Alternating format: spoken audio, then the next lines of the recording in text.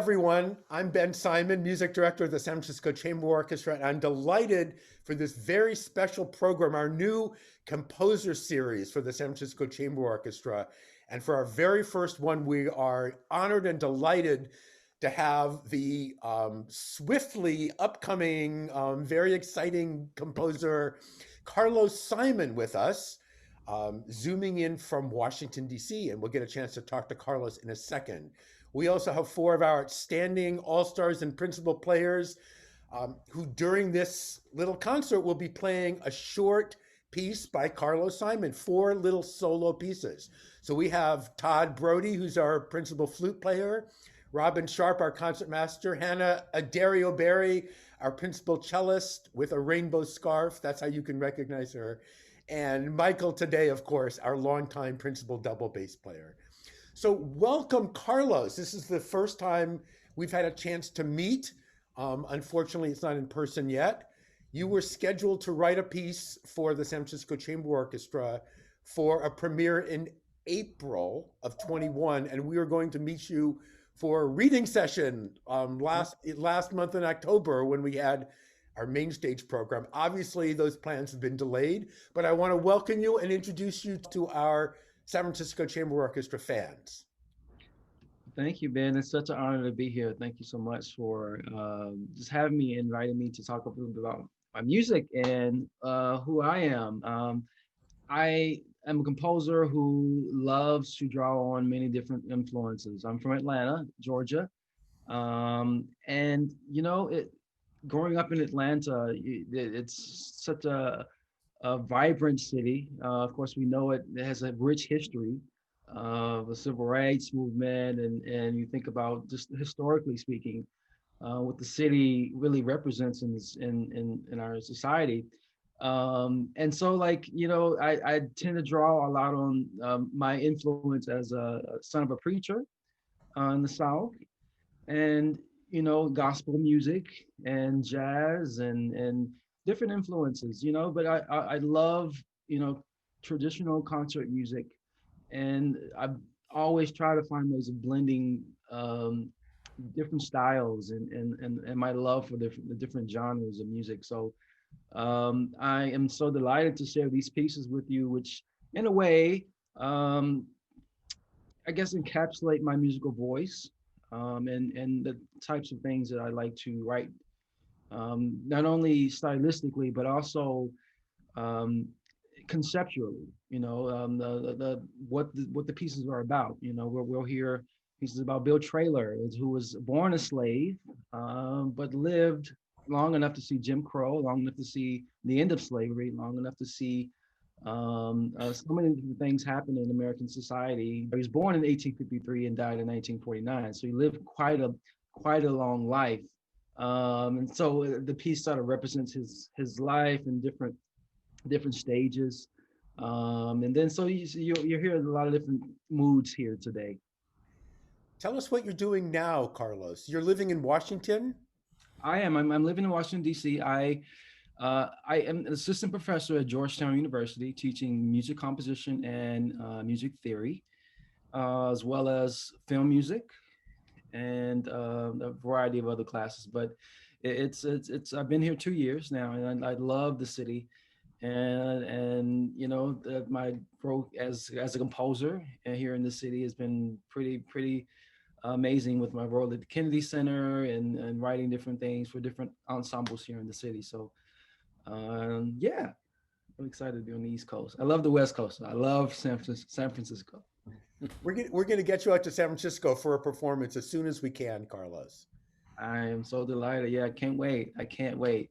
So let's talk about the first piece on the program. These are four solo pieces, and we're going to start with our lone duck woodwind player. Pardon the expression, Todd. I guess duck would have been better for oboe or English horn, but we have a solo flute piece that you've called "Move It," and it has something to do with the pandemic. Can you give us a little introduction, Carlos? Sure. So the piece, a friend of mine, Bryce Smith, we went to school together at the University of Michigan, and he was in Denver at the time and teaching, and he I believe he was invited to play at the National Flute Association convention, which happened online. And so he emailed me and said, "Hey, I have this opportunity. I would love to showcase you as a composer and commission you to write this piece." Of course, I jumped at it because he's an amazing player, and it's such a huge platform.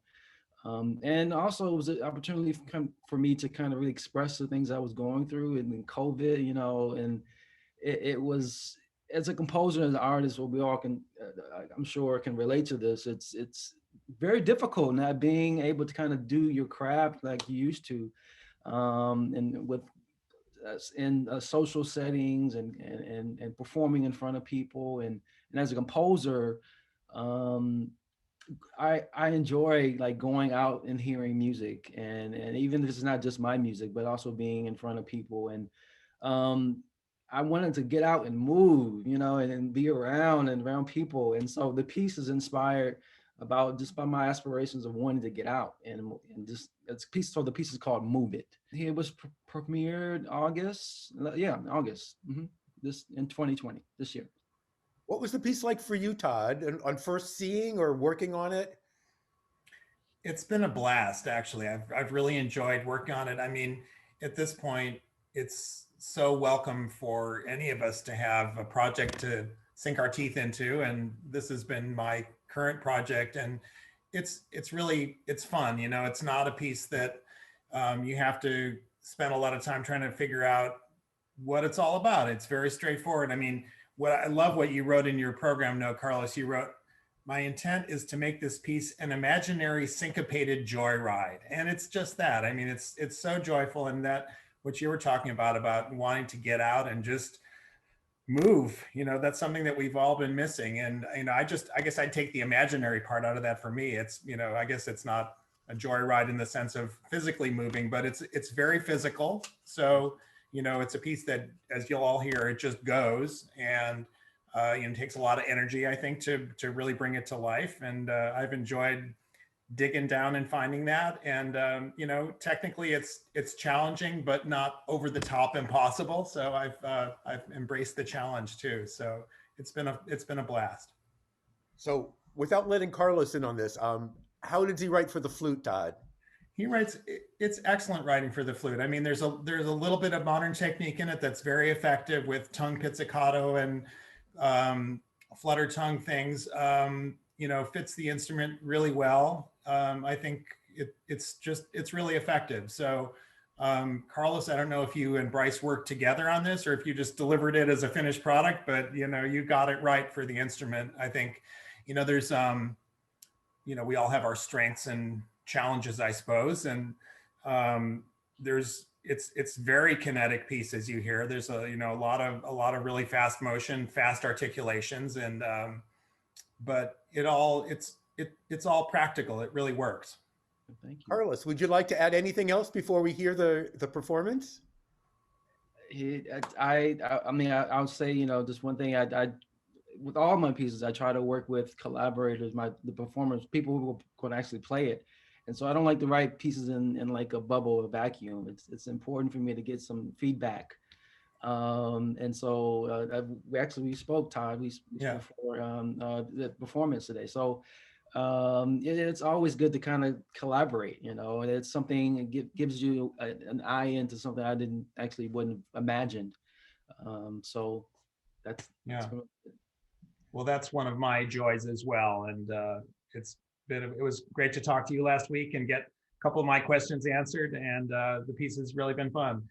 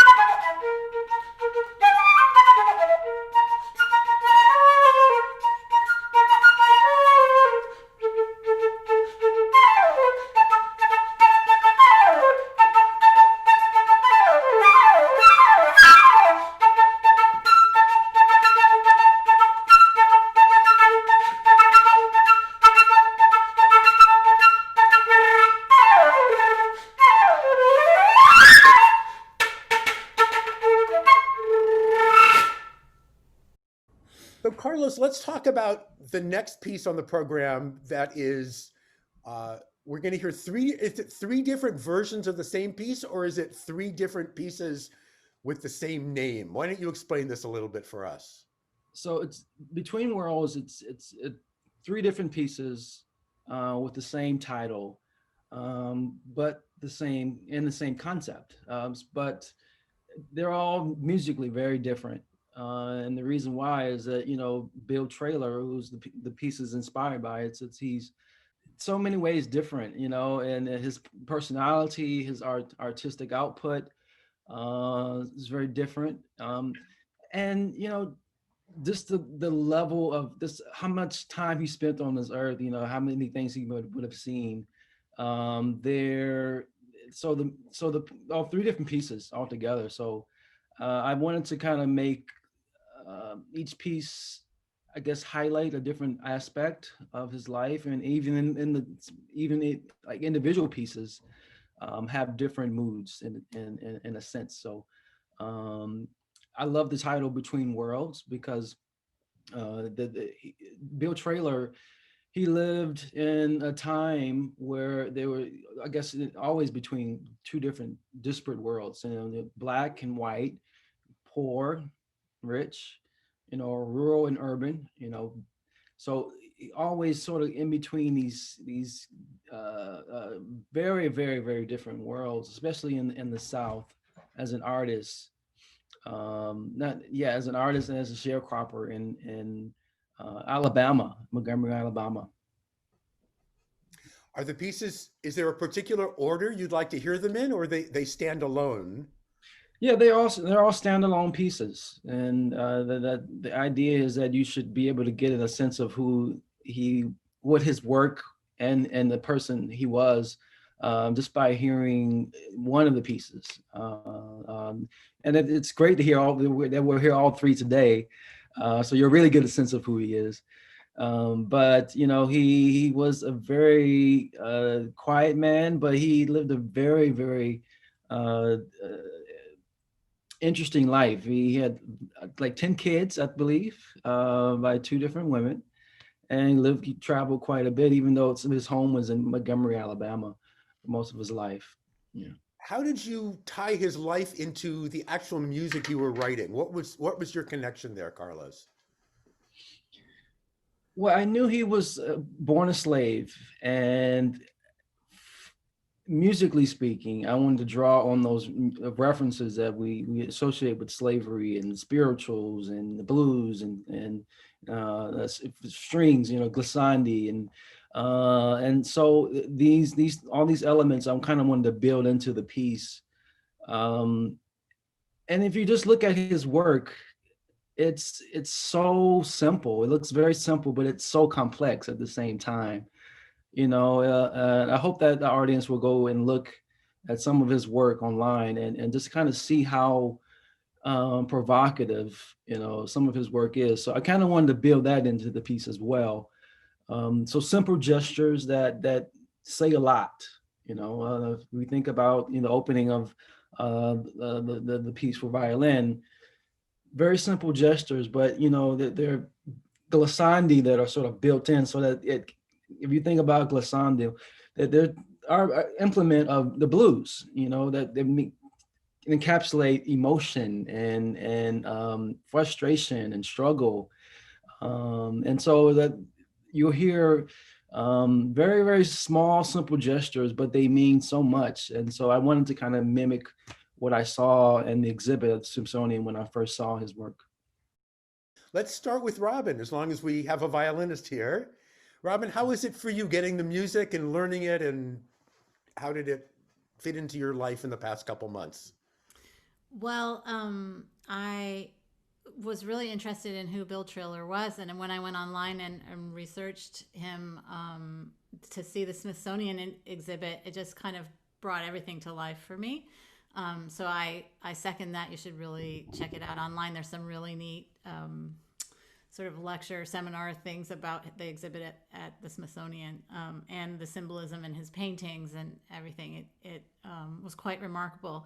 And we've been doing a lot of studying at my house around Black Lives Matter movement, and we've been doing, watching lots of movies around Harriet Tubman and Selma and about Lincoln and the amendment and all of that. So for me, it was kind of a nice addition to a body of knowledge that my family is studying right now. And I felt like when I started the piece, it's a little bit of a finger twister. There's lots of industry in it, which I loved, and I think that really connected me a lot with both the composer and the artists that he's honoring. It has a lot of emotion in it, so there's sadness, there's industry, there's defiance, there's blues, there's a little bit of there's one section that kind of reminds me of Bach. It's like just the blend of all the things, and you could imagine in his life what all of, just what Carlos was saying, so many things to incorporate into one life. And I feel like Carlos really captured that in this piece. And I really enjoyed working on it. I have been, I actually struggled with not trying too hard. Like there's a line where it's really energetic, but it also is laid back. So there was this line I had to not try too hard, but I didn't want it to be too loose either. So that was really fun to kind of just to try to find the right balance of all the different genres in it.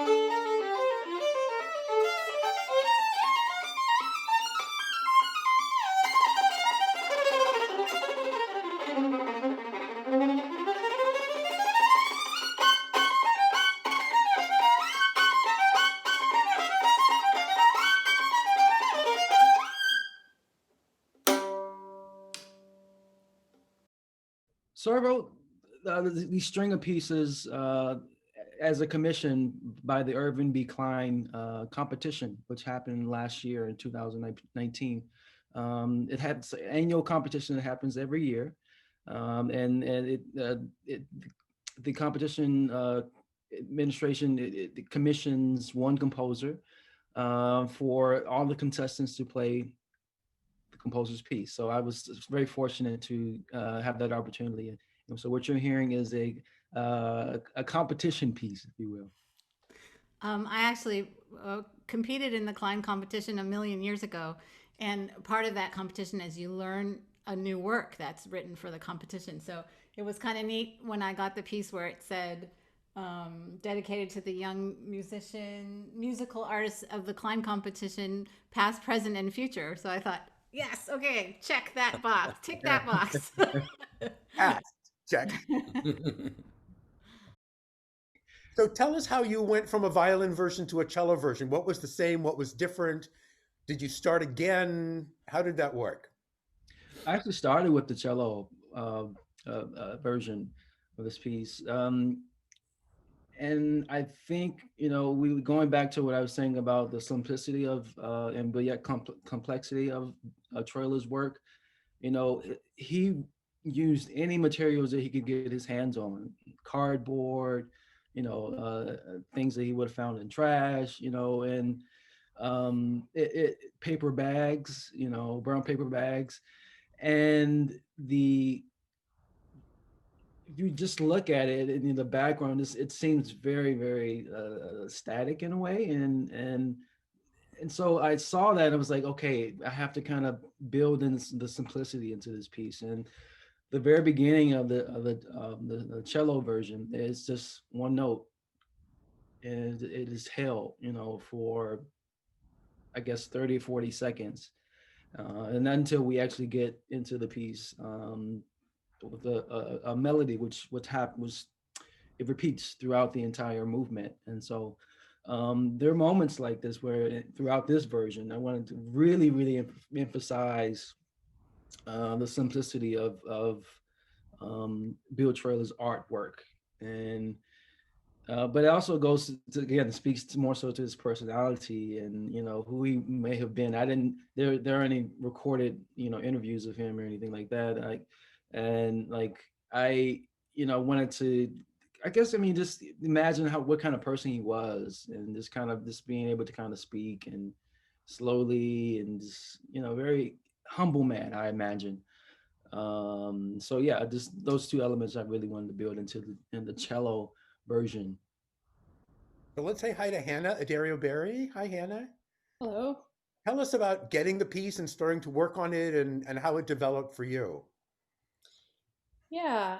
Well, it's so cool to hear everything that you're describing, Carlos, about just the personality elements of Bill Traylor and his artwork and how that influenced. I really felt that in learning this piece, just that all the different contrasts from the simplicity and the real quietude through much more, just there's so much more complexity in some other sections and so much emotionality. And hearing you talk earlier about the glissandi and kind of how they portray the emotionality and the kind of the blues. I noticed all that, and then I was also looking for, just from the title, the Between Worlds, I was looking for all the different kinds of contrast that you created in this piece, and I felt like there was sort of the macro and the micro. There's this different sections of the piece where it goes from this real stillness that you described in the beginning, just sort of like an iciness almost, with these little kind of interspersed moments of activity. And then there's the much more active later section where the notes change quickly. But even within, there's one section where it's a sort of repeated tremolo passage where I'm playing very, very fast notes with my bow. But even with that section, I'm changing between being right by the bridge, right over the fingerboard, right by the bridge, right over the fingerboard, and the dynamics are shifting back and forth. And it's sort of this juxtaposition of, even within similar material, kind of different sound worlds in these very stark opposition. So I felt that kind of was almost a physical practice for me when I was learning the piece, to be able to switch. I mean, there's a technicality to that as a cellist, to just be able to go within this very fast moving music between different points on the string, but kind of thinking of it from a more emotional standpoint as well, of just what is that shift between the different worlds that you take us through in this piece. And then kind of the return to the more simple stillness at the end. It's just really beautiful piece to work on, and it challenged me in ways that I appreciate. Well, thank you. And this is why then I love working with performers, that I would have never thought to kind of think to go that way artistically and it's just like opening up a new layer of interpretation. And I love working with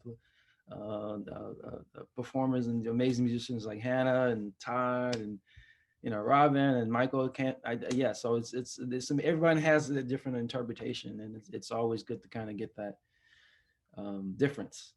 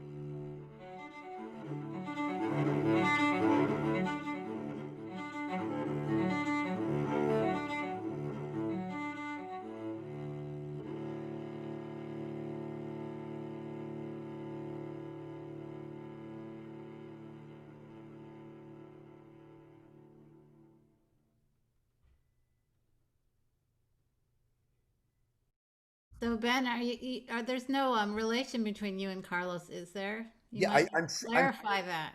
I'm feeling I'm feeling a connection to Carlos. I'm feeling there's a Simon gene in there somewhere. Do you know where your name comes from? Mine is Midwest and kind of from the Russian diaspora, Carlos. I'm not sure. I know there's I did like a 23andMe, Oh, you okay? and then it's white West African, Nigerian, but then there's British Isles, is like almost like 50-50 almost, but it's like very maybe 40% British Isles and then 60% West African, Nigerian. Um, Yeah. yeah, it's yeah, I'm still figuring it out. I'm not sure. I have to do that journey. I hear that, I always get like, am I Latino? Because it's Carlos Simon.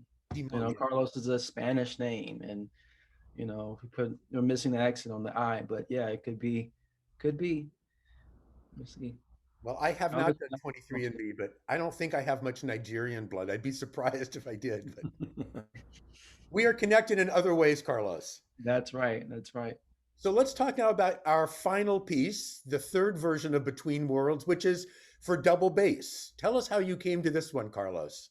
Well, I love double bass, and I love the rich warmth of the double bass, and again, it's going back to my imaginations of what Bill Trailer must have been like. Yeah, we spoke about him being very quiet, humble man in my estimation. But you think about those people as very almost whimsical. He had 10 kids, so he had to have some type of excitement about him, and so this opening gesture that we'll hear in the bass, it's very whimsical and it can be interpreted as whimsical and fun and so it's I just wanted to kind of draw on that playful nature, which I imagine that he would have had. How was the piece for you, Michael? Getting it, practicing it? What are your thoughts?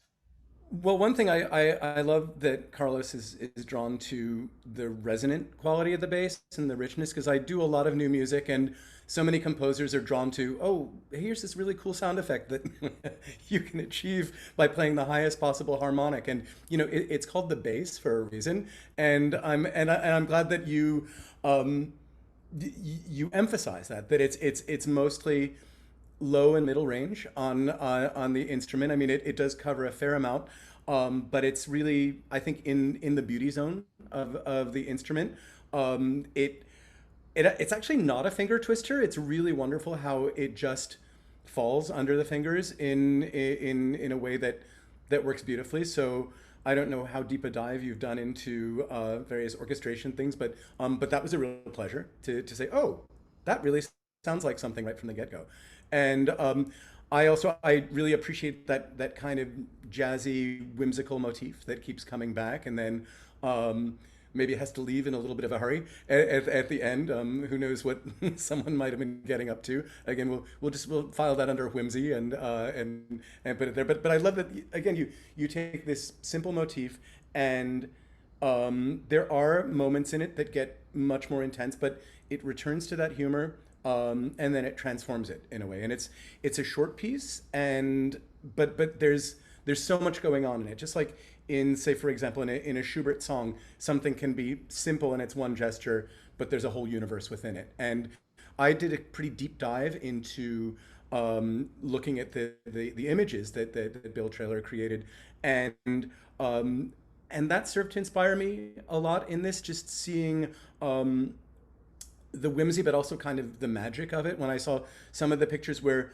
oh, someone's just on the roof, someone's just flying around, kind of reminded me, totally different color palette, totally different idea, but reminded me of paintings by Marc Chagall, where also coming from a folk tradition, in his case, an Eastern European Jewish tradition, there was magic, there was whimsy. The cow is flying over the house. It just happens, and then So I think there's an affinity there as well. He came from this sort of tradition where the cow never really flew over the house, but but why not? Why not do that? And I think that's captured. I mean, that's what I was thinking when I thought, let me, if you're inspired by these images, I'm going to be inspired by these images. And so, you know, that cow's going to jump right over the roof. So that's, I've had a lot of fun learning it. I hope you enjoy where I've gone with it. But it's been a real pleasure to work on these past couple months.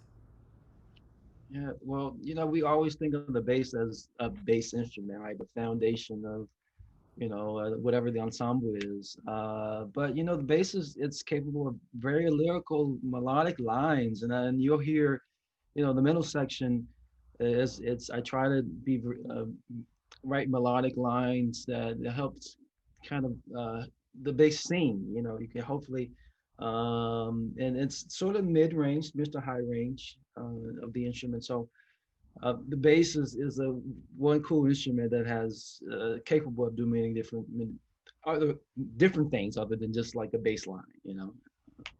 And I love that the motive is in pizzicato, so it instantly evokes this jazz sort of feeling, but it's not a jazz piece. It's got that kind of inflection to it, but then, like you're saying, there's this lyricism in the middle that expresses so much, and all of that in a really compact short package. So bravo! I think it's a really cool piece.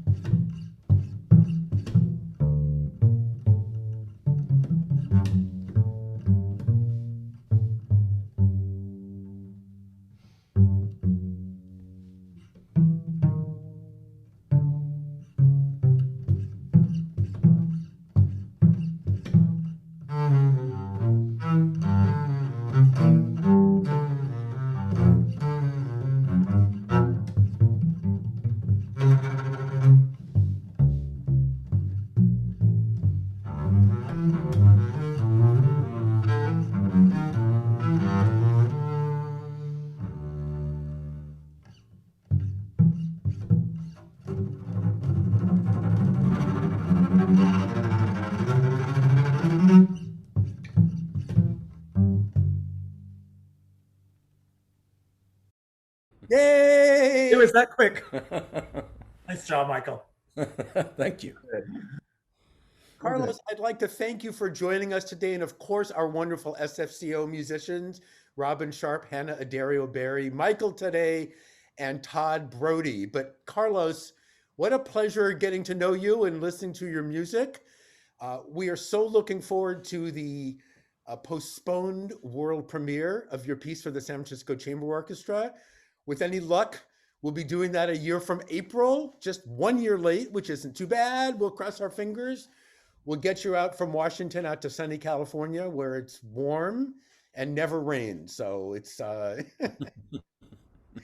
it was thank you all so much for your time and for your talents, your energy. I know that our audience is going to enjoy this. This is the first of a series with some new composers that the San Francisco Chamber Orchestra has commissioned to write pieces for the SFCO. And Carlos, congratulations for being our first. And again, a real pleasure to meet you and to hear a couple of your pieces. And again, thank you all musicians. Wish you well, and I hope to see you all very soon. Thank you. Bye-bye. Bye now. Bye.